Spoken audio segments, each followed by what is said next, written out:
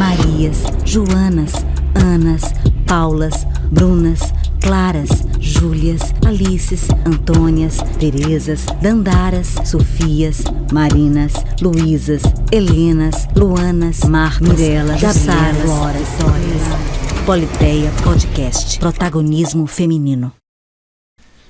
Olá, estamos começando mais um Politeia, o nosso podcast sobre protagonismo feminino. Eu vou dar algumas informações para ver se você descobre quem é a convidada de hoje. Vamos lá. Ela nasceu no Recife, construiu uma carreira brilhante como nadadora. Foi recordista brasileira e sul-americana dos 50 metros nado livre, título que manteve por 11 anos. E foi a primeira atleta pernambucana a participar de uma Olimpíada, a Olimpíada de Seul. Sabe quem é? Adriana Salazar, bem-vinda. Obrigada, é um maior prazer, um maior orgulho de ser ainda lembrada, né? E de poder participar desse podcast com você. O orgulho é todo nosso, a gratidão é toda nossa. Obrigada. Olha só, o resumo da ópera é o seguinte: você se tornou uma das principais nadadoras brasileiras de todos os tempos. Seu nome é referência, está no pódio. Como é que tudo começou?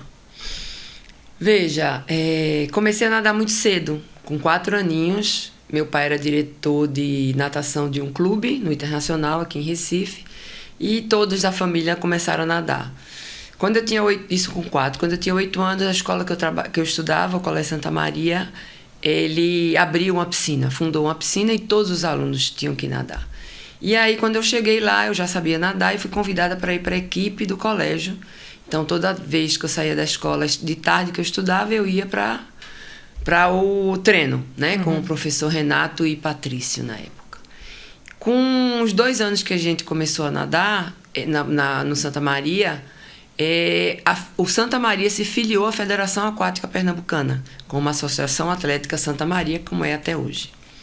E nessas competições, acho que um ano depois, eu ganhei uma prova num pernambucano, os 100 metros nado borboleta. E essa prova eu fui convocada para participar do meu primeiro Norte-Nordeste, em Belém do Pará. E como eu era a única atleta que não era do clube, nem do náutico, nem do esporte, Nikita me convidou para passar pelo menos um mês treinando com a equipe. Nikita técnico. João Reinaldo, o nome dele. E ele me convidou para treinar no náutico para poder me inteirar com a equipe. E passar um mês, eu passei, foram 13 anos, né? Então, daí eu me envolvi totalmente e cheguei a ir à Olimpíada depois de 13 anos quase. Adriana, agora você em menina, né? Pichotinha, você fazia natação e você fazia balé. É verdade. Por que a natação e não o balé? Por que você escolheu a natação e o balé ficou lá atrás? É verdade. Tanto fazia natação e o balé, comecei o balé também junto com a natação no Internacional. Aí quando eu fui para Santa Maria, eu também fazia o balé em Santa Maria. Cheguei até a comprar sapatilha de ponta. Só que eu era muito grande. Eu, na época, era gordinha, né? Tinha uma barriguinha. Mas tinha todo um corpo, né? Um talento pela natação. E no balé não era, eu era pesada, então não tinha como. E aí eu comecei a crescer muito na natação. E não tinha como conciliar, porque aí eu precisava de tempo para estudar e tempo para treinar.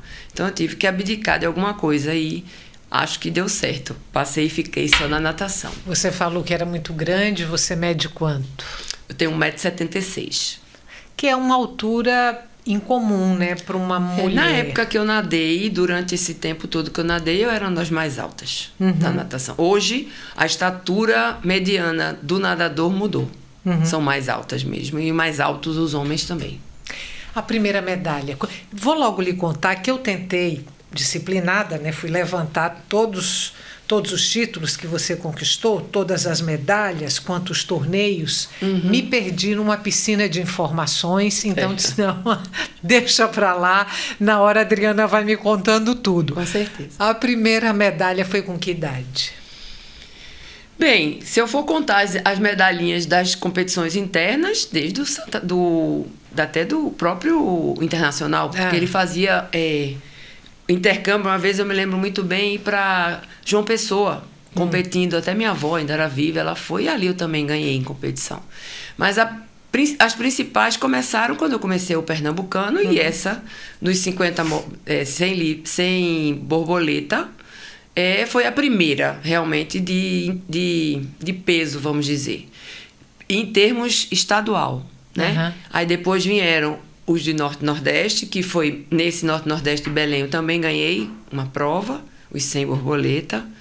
E a primeira medalha mais importante foi as minhas, que eu comecei em termos de campeã, né? Em relação a isso. Porque em 78 eu fui para um brasileiro, eu tirei segundo, que foi aqui em Recife, no esporte. Me deu a possibilidade de passar 15 dias em julho, isso foi em fevereiro, em julho nos Estados Unidos fazendo treinamento. No ano seguinte, que foi em 79, aí eu comecei a ganhar praticamente tudo. Minhas provas que eu nadava, eu ganhava. Então foi brasileiro de categoria, brasileiro de absoluto, que era o Troféu Brasil. Disso aí eu fui convocada para ir para Sul-Americano, do Sul-Americano para a Copa Latina, e fui convocada também para o meu primeiro Pan-Americano, em 79. Você falou aí de 2 medalhas, 100 metros borboleta. Sim. Mas a sua especialidade depois ficou 50 metros nado livre. Foi, porque os 50 metros nado livre não era prova oficial. Ela veio a ser oficial em 1980. Então, houve uma competição no Rio, né, onde teve o lançamento, vamos dizer, dessa prova, onde só foi essa prova. Foi uma competição no Rio, no Maracanã, foi bem legal. E eu ganhei essa prova. Né? Na época ganhei eu no feminino e Marcos de Goldenstein no masculino. E a gente teve um prêmio de uma motinho dessas simples, né? Na época eu até vendi e não quis. E de 80 a 89, eu não perdi essa prova em nenhuma competição que eu participei durante esse tempo inteiro. Teve algum momento na sua vida que você enjoou de ganhar? Disse, tá bom. Eu acho que a gente não enjoa de ganhar. Não quero ganhar, mas não, chega. Não. Eu acho que a gente treinava para isso, né? Não só para ganhar, mas para superar o nosso tempo, né? Então, a busca era de superação do próprio tempo que é contado, né? Então, eu fiquei cansado de cobranças. Cobranças por ser a única aqui. Eu tive durante um começo uma amiga junto, que era a Fátima Vieira, né? Que nos primeiros anos de competição a gente participou junta, mas logo depois eu acho que em 81 ela deixou de nadar. Então, eu fiquei de 81 a 89 sozinha, né? Então, a cobrança era muito grande. Né? Eu tenho histórias na minha vida que teve uma época que eu parei de nadar durante 6 meses porque a cobrança era muito grande. Aos 17 anos? Aos 17 anos. Eu quero voltar para esse ponto daqui a pouco, mas antes eu queria saber o seguinte, qual foi o papel dos seus pais nessa sua trajetória de atleta, né? Uma trajetória super, mega vitoriosa? Seu pai era um militar com afeição pelo esporte, sim, né? Eu sempre imagino os militares muito afeitos a uma disciplina rigorosa. Se isso for verdade, quer dizer, se não for uma fantasia minha, isso influiu assim na sua trajetória, ter um pai afeito à disciplina? Porque o atleta tem que ter disciplina. Com certeza. Tem sim. Meu pai, como você falou, era esportista, ele fez basquete, ele fez atletismo, só não sabia nadar. Ele não sabia nadar quando ia pra praia. Eu não acredito, não. Juro. Quando ia pra praia, ele ficava na beirinha, no mar, né? Só com a mão no chão e dizendo, olha como eu sei nadar, mas ele não sabia nadar. Nem ele, nem minha mãe. E aí, papai sempre foi muito incentivador, realmente. E assim, eu tenho cenas na minha cabeça que não vão sair nunca. Nessa primeira competição que eu tirei segundo, foi aqui no esporte. Eu me lembro perfeitamente dele, assim, maravilhado com o meu feito, né? Em pouco tempo eu cresci muito. Então eu chego e me arrepio porque é uma coisa muito forte, porque ele foi muito incentivador. E em 79, quando eu fui campeã brasileira de categoria, fui campeã brasileira do Troféu Brasil, fui para o meu Sul-Americano em São Paulo, fui para a minha Copa Latina, até então ele vivo, ele me acompanhou em tudo. Então ele era um incentivador muito grande, mas não era cobrador. Ele incentivava, mas ele não me cobrava as minhas conquistas, né? Eu acho que isso teve um peso muito grande. Além da disciplina, né? De ter aquela questão de se está dentro tem que ir, tem que fazer, faz direito, mas não com cobrança, né? E então, quando ele faleceu, acho que uns 2 dias que papai faleceu, eu disse, mãe, vou treinar. E aí minha mãe ligou para Nikita, fez, olha, a Adriana tá indo treinar aí. Aí ele disse, mas já? Aí ela disse, vai. Ela me pediu para ir, eu acho que não tem problema nenhum. Então, assim, a minha volta ao treino logo foi por ele. Porque eu sabia que se ele estivesse ainda conosco, eu estaria realmente galgando mais espaço. E foi o que aconteceu. Muito por ele. E você é muito nova, porque seu pai... 14 anos eu tinha. Seu pai morreu com 52 anos de idade. Eu tinha 14 anos, ele morreu em maio, eu fiz 15 em agosto. E a minha mãe sempre foi a mãe. Ela sempre teve o papel de mãe. Ela era quem preparava meu café para eu treinar de madrugada, depois ir para a escola. Era ela quem via toda a minha questão de bem-estar, né? De alimentação e de tudo. Então, ela era o papel dela. Ela não ia para o treino como outras mães iam, ficava em cima. Ela não ia, ela não dirigia. Então, ela sempre teve o papel de mãe, daquela ajudadora, mas sem ter conhecimento de... Ela não sabia do que o que era treino, o que era que eu tinha que fazer. Ela me acompanhava para assistir a competição e estar lá junto comigo. Mas ela nunca me cobrou nada também. Meus irmãos também, então acho que isso ajudou bastante. Bom, aí, aos 17 anos, você decide parar. Antes de você falar sobre essa decisão, você tem assim na memória quantos prêmios você já tinha conquistado aos 17 anos... Que é quando você decide parar? Foi 79, 80, 81 e 82, né? Esses 4 anos foram anos que eu ganhei todas as competições. Das então, quais assim, você participou. Da qual você participava, exatamente. Então, se eu não ganhava só os 50 metros livres, que já começou a ter, eu ganhava os 100 livre e os 50 também. Logo nos primeiros anos, tipo 79, 80, 81, eu ainda nadava o 100 borboleta. Eu me lembro que teve em 79, quando o papai ainda estava comigo, foi o meu segundo Troféu Brasil, eu ganhei provas que eu não entendia nem por que eu tinha ganho, porque eu não treinava para isso. Eu ganhei os 100 livre, os 100 borboleta, os 200 borboleta, os 200 medley, os 400 medley. Né? Então, provas que eu só nadei, eu acho que mais 2 anos. Porque aí eu comecei a me especializar mesmo nos 100 livre e nos 50 metros nado livre. E aí foi até o final, em 89. E aí, então, me fala sobre essa decisão de parar. Aos 17 anos, atleta consagrada, nadadora consagrada, e você disse, parei, chega. Nesse Troféu Brasil de 82, eu fui... já programada para ir para São Paulo, passar 15 dias de férias com as minhas amigas. E nesta competição, surgiu do nada, uma competição, uma semana depois, vindo gente de fora, que eu tinha que participar. Então era a cobrança. Meu irmão, Duda, era o presidente da federação nessa época. E eu tinha que ir. E eu disse, eu não vou, porque eu vou descansar. Eu quero descansar, E não fui. Foi nesse momento que eu resolvi dizer que eu não queria.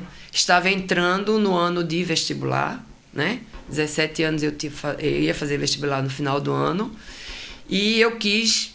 A cobrança estava muito grande. Então, eu não queria mais. Não queria ter essa cobrança. Eu acho que aquele momento foi a gota d'água para mim, entendeu? E aí, quando eu voltei dos 15 dias, quando era para começar a treinar, eu tinha sido convocada para ir para a Copa Latina, no México, na época. Quando eu voltei, eu fui de roupa para treinar e Nikita fez, vá trocar de roupa para ir treinar. Eu disse, eu não vou mais treinar. vim dizer a você que para mim chega, vou começar eu vou ter que estudar, tenho que fazer curso, tenho que fazer isso. Dei essa desculpa, mas no fundo, foram as cobranças que tinham para mim. Então eu passei aí 6 meses, 5 meses quase, sem treinar, porque aí depois eu voltei em julho. Aí, Adriana, você para aí por 5, 6 meses. O que é que você faz durante esse período, além de estudar? Você começa a levar uma vida como uma adolescente qualquer?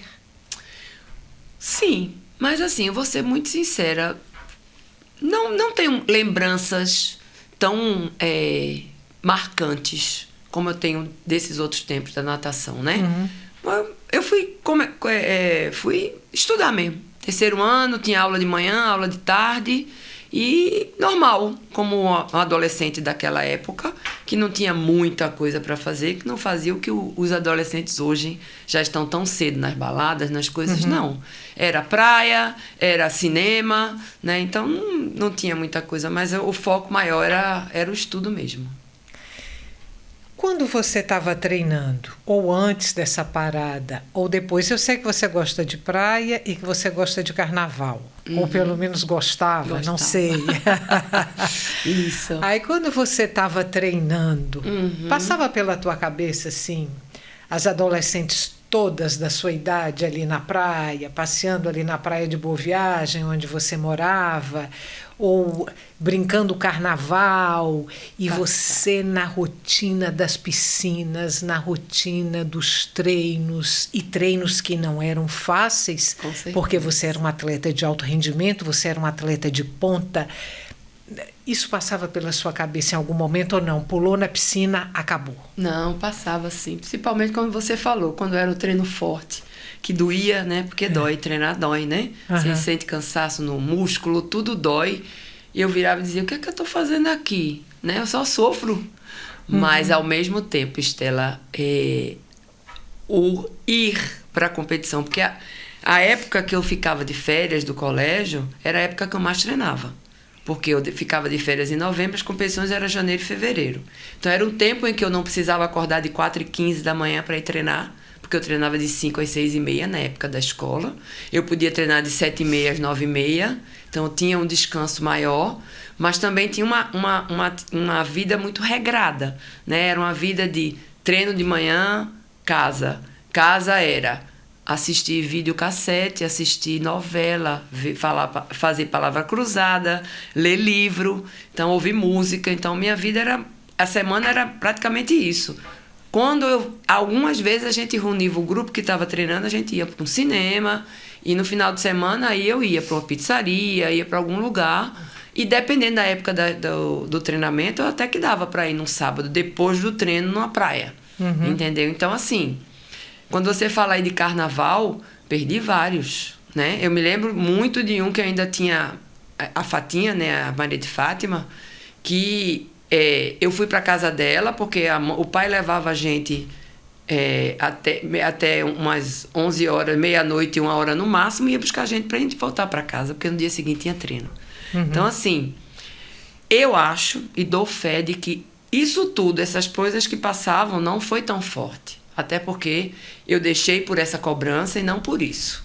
A cobrança de eu ter que ir, eu ter que fazer, eu ter que acompanhar, entendeu? E não pelo deixar de fazer essas outras coisas que as minhas amigas faziam. O que é que você considera que é o traço mais definidor da sua personalidade? Isso, né? Eu não sei dizer, eu acho que eu aproveitei o meu talento e meu dom, Estela. Porque assim, durante muito tempo, eu enrolei muito no treino. Eu não gostava de treinar. Então eu enrolava. Dizia a você que eu não enrolava, eu enrolava. Sabe? Não fazia do jeito que Nikita queria que eu fizesse. Agora eu estou aqui pensando, se você enrolava e ganhou todas essas medalhas, se você não enrolasse... Mas é isso que eu digo a você, eu acho que foi o talento e não cobrança de mim mesma. Porque eu tinha amigas que treinavam muito mais e chegavam na competição, não faziam nada do que elas poderiam fazer por se cobrarem tanto. Eu dizia e sempre fui assim, eu vou fazer o meu melhor. Se der, deu. Se não der, não deu. Eu vou fazer o quê? Né? Uhum. Claro que tinha momentos que eu queria melhorar meu tempo, não vinha, mas eu sentava com o Nikita e ele explicava o porquê que não tinha acontecido, porque podia ter melhorado dessa maneira, né? Mas eu dou fé que era o meu dom mesmo, né? Eu era muito forte, eu era muito músculo, né? Então, a minha prova requeria isso. Uhum. Requer força, requer potência. E isso eu tinha, entendeu? Adriane, eu vou pedir para você se reportar um episódio na sua vida. É um episódio que aconteceu ali em 1985 e que está registrado no livro que foi escrito sobre você. Eu até vou te pedir o livro, que eu vou mostrar ele aqui. Ui, 2 minutos. Me passe aqui que eu mostro o livro e aqui. Sua vida de atleta está aqui, né? Tá aí, tá nesse livro. Você vai participar, vai disputar o Troféu Brasil, ainda ressabiada de um sarampo, quer dizer, você estava com a saúde ainda fragilizada. Sim. Nesse torneio que você, pós-sarampo, você consegue o primeiro lugar na prova dos 50 metros livre, né? É. Que era tipo sua especialidade. E nos 100 metros livre, você fica em 4º lugar. Aí chega um dirigente lá da Confederação Brasileira dos Desportos, bate no seu ombro e diz: já deu. 2 perguntas. O que foi que você sentiu na hora que ele disse isso? Já deu, né? Já deu o que tinha que dar. E o que aconteceu 1 ano depois do tapinha neste mesmo torneio?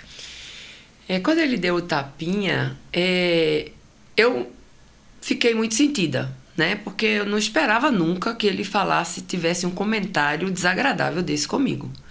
Mas, ao mesmo tempo, eu sabia que eu não tinha conseguido melhor tempo, melhor colocação por causa da minha doença. Então, aquilo ali, para mim, foi complicado na hora. Mas depois eu disse, não, ele está enganado, porque ele não sabe o que aconteceu na minha vida. Então, ele foi deselegante, ele foi um comentário desagradável, mas isso não vai mudar a minha vida. Eu vou continuar, porque eu sei que houve um problema para levar aquele a não ganhar, ou então segunda, enfim, né? De ter ficado entre as 3. E 1 ano depois voltei a treinar normal, né? Que aquilo passou, voltei a treinar normal. E nessa mesma competição, no Troféu Brasil, eu fui a única que naquele torneio fiz o índice para ir ao Mundial que ia ter em julho em Madrid, na Espanha. Você lembra? E aí eu fui a ele, voltei junto dele e disse, eu acho que eu ainda dou para alguma coisa. E ele ficou, não, mas você entendeu mal, não foi assim. Eu disse, foi assim, mas tá tudo bem, o importante é que eu tô aqui e a gente vai seguir. Então eu quero falar de fortes emoções com você. A emoção de bater um recorde, você bateu alguns, inclusive seus próprios, né? Isso é. A emoção de bater um recorde e a emoção de ver um recorde seu batido por outra pessoa. Eu passei por essas 2 situações mesmo, né? Eu tentei ir para a Olimpíada várias vezes, né? Então, tive várias competições durante aquele ano para tentar ir à Olimpíada. E no final, nos 45 minutos, eu acho que já prorrogação, eu consegui o índice. E aí, quando eu voltei do Troféu Brasil, eu tive um descanso, né? Quando eu voltei da Olimpíada, foi em setembro, eu tive um descanso e bati esse tempo no Troféu Brasil de 89, 26, 24, como eu bati o tempo dos 100 livres, que eu também bati o recorde brasileiro sul-americano dos 100 livres de 57, 67, nessa mesma competição, só que esse foi batido logo. O dos 50 foi que ficou. Então, assim, na época saiu estampado no jornal, Adriana bate recorde com 4 meses de atraso. Porque se eu tivesse feito esse tempo na Olimpíada, eu tinha ficado no final B. Eu tinha pego a final B. Não peguei, fiquei em 17º, primeira reserva da final B. Então, saiu estampado. Então, assim, para mim foi maravilhoso, porque eu acho que fiquei mais tranquila com relação à Olimpíada mesmo, né? Porque a Olimpíada é um peso, né? Que você tem. E ter feito esse tempo foi assim...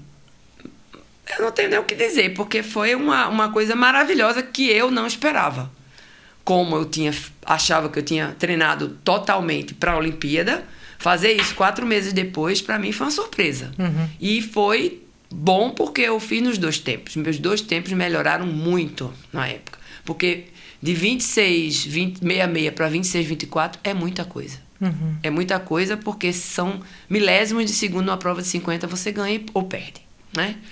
Então, e 11 anos depois, esse recorde foi batido aqui em Recife, num troféu, acho que foi um troféu de categoria, por Flávia Delaroli, uma atleta de São Paulo, eu acho, e eu estava presente na piscina.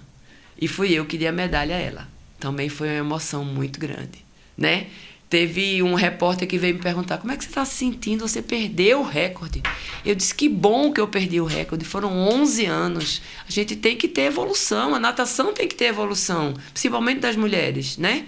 Então, eu fiquei muito feliz por estar presente no momento da quebra do meu recorde. 11 anos depois. E é engraçado esse recorde ter sido quebrado no Recife. E você tá lá para entregar a medalha. Eu acho que são coisas... Como uma amiga minha diz, são caramelos do Senhor, que faz com que a gente passe por prazeres que você não espera, né? Porque eu não esperava. Eu ia a algumas competições e não fui todos os dias. Mas eu fui para a prova de 50, porque é uma prova que eu gosto de assistir. E fui lá, fui para a competição. E era uma época que eu estava totalmente afastada de treino. Eu tinha casado, eu passei 18 anos afastada.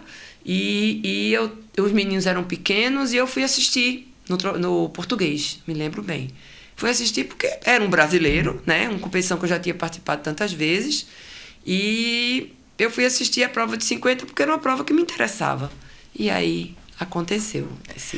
Agora, tem uma coisa que eu também vou pedir para você comentar. Você falou aí que você foi para as Olimpíadas de Seul, foi a primeira atleta de Pernambuco a conseguir esse feito, chegar numa Olimpíada. Isso. Você foi. E no individual você ficou em 17º. 17º.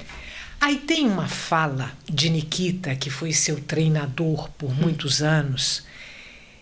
Ele disse que você foi para Seul, mas você estava só. Foi. Porque ele não pôde lhe acompanhar. Foi verdade. E que se ele estivesse lá para lhe dar apoio, você teria chegado à final. Me fale da importância de Nikita na sua vida de atleta e sobre essa ponderação que ele fez sobre a sua 17ª colocação em Seul. Nikita foi fundamental na minha vida de atleta, né?